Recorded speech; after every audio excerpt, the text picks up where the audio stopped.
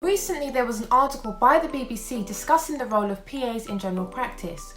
The article discussed the use of physician associates or PAs who are not doctors, seeing patients and having a similar if not equivalent level of responsibility as GPs in primary care. The focus of the article was a GP practice which was not named. The practice is owned by a company called Oprose Health. This company is based in the UK with offices in London and Buckinghamshire and almost 600,000 NHS patients.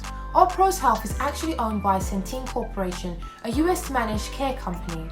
Centene Corporation initially began acquiring healthcare services during 2017, and during 2021, Oprose Health took over 80 Medics, a group of London-based GP surgeries. In this video, I'll be looking at some of the issues that the article raised, such as the shortage of GPs at the practice, not only at this practice, but across the UK, how the practice and potentially other practices try to solve this issue of a lack of GPs by replacing them with physician associates, some of the issues raised by the staff at the practice. I will also discuss what exactly is a PA, what role do PAs play here in the NHS, primarily within general practice, pros and cons to PAs in general practice.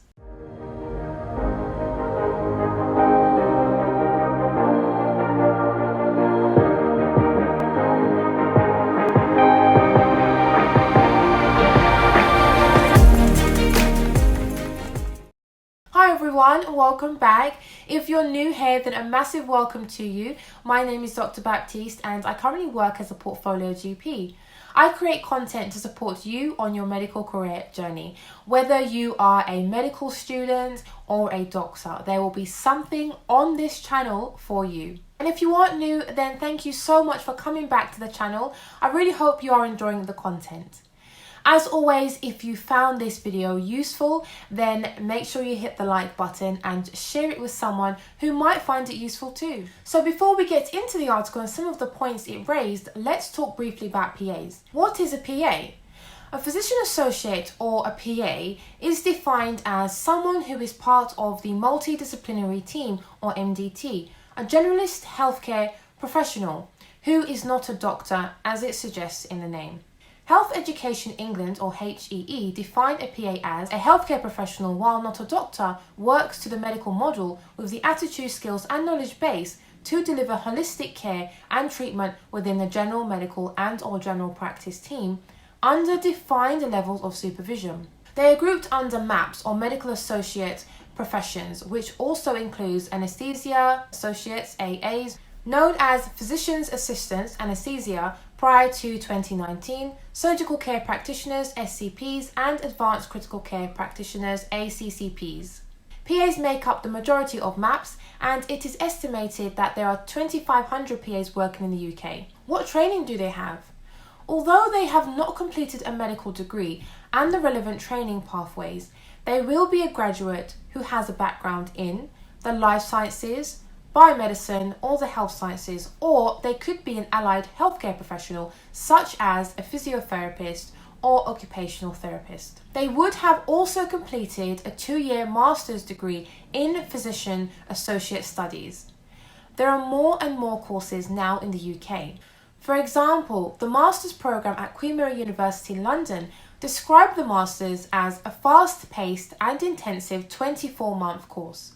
During this course, they rotate through various clinical placements and build on their clinical skills.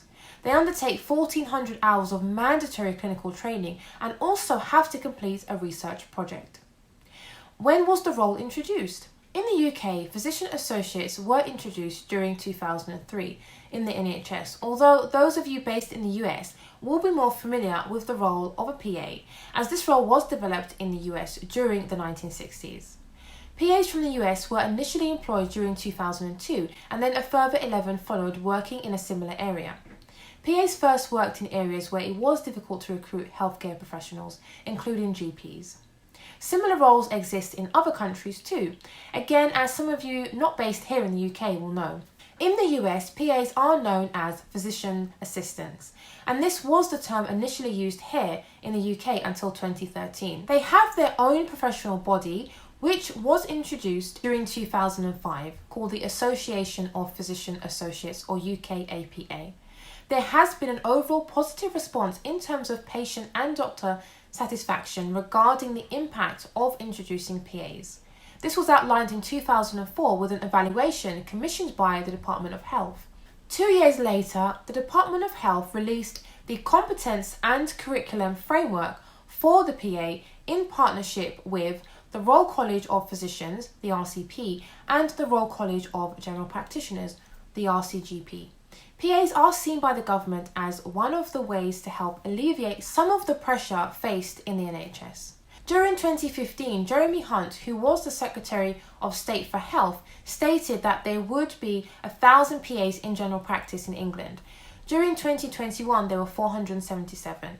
They are currently not regulated like anaesthesia associates, but will likely be regulated by the General Medical Council or GMC, the regulatory body for doctors, next year. And what do? Well, PAs are able to clerk patients, so as you may know, this means obtaining a history and examining patients. They are able to diagnose and treat patients as well through formulating management plans, performing diagnostic and therapeutic procedures, in addition to requesting and interpreting diagnostic studies, and provide health promotion advice. They are not able to prescribe or request ionising radiation such as chest X-ray or CT scans. Importantly, they should work with the medical supervisor, but they are able to work independently with the appropriate support in place. What do they do in general practice? They have a variety of roles as above, which includes managing patients with a variety of acute and chronic medical conditions. They can see patients in set clinics with a combination of emergency or book on the day and pre-bookable appointments. They can also visit patients at home in nursing and residential homes. They can conduct baby checks, review blood results, teach and supervise students at the practice. They can also run specialist clinics such as minor ops with additional training. So now we have a better understanding of what PAs are, let's look at some of the issues raised in the article.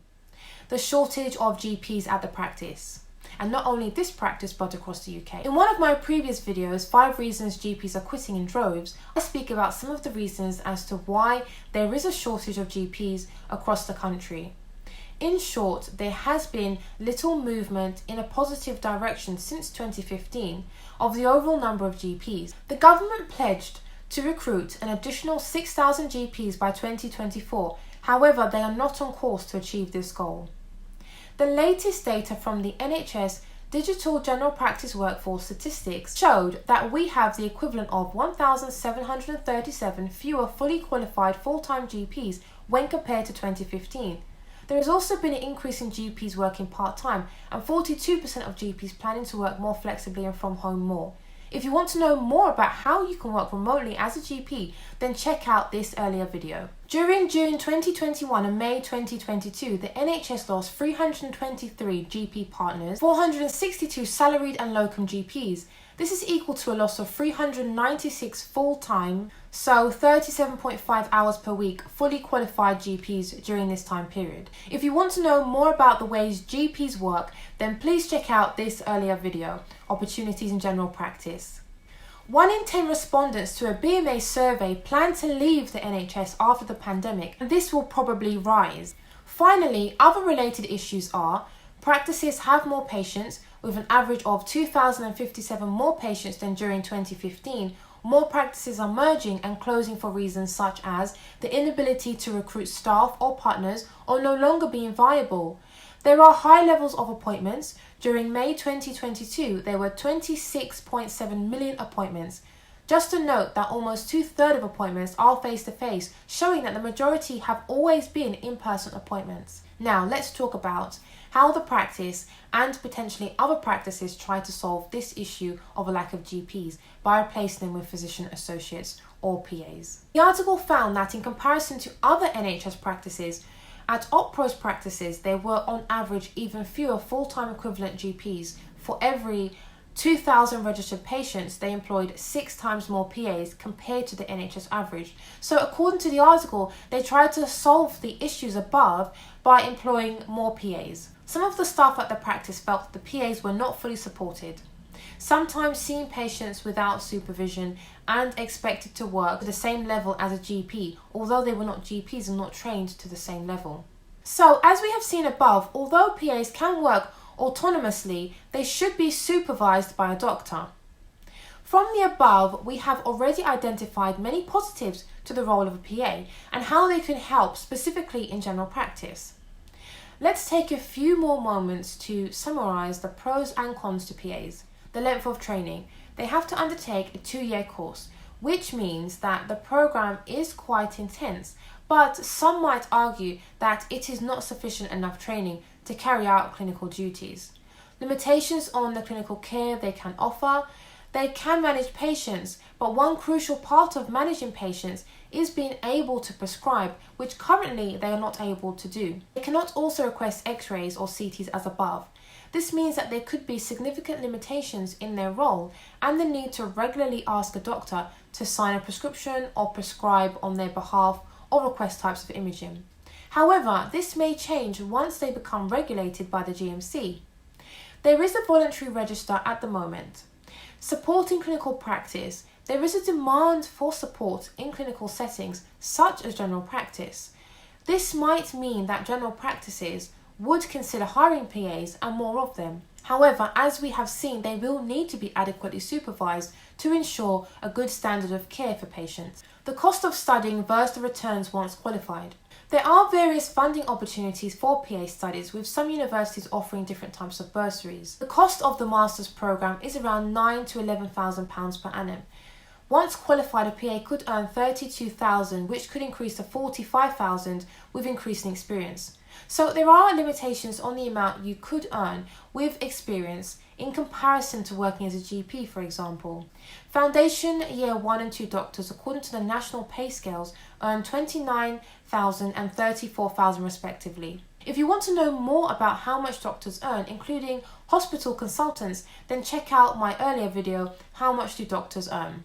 Overall, with the right supervision and training, PAs can be a great source of support for both staff and the patients that they serve. Although they are not doctors, they have a broad knowledge base and skill set, and they can definitely help with the massive workforce and workload pressures experienced in the NHS, and more specifically within general practice. However, given that they do need some level of supervision, and we know that there are already existing issues in general practice, such as workload pressures, more patients, appointments, fewer full-time, fully qualified GPs working, there may be problems truly supporting PAs to the level that they need.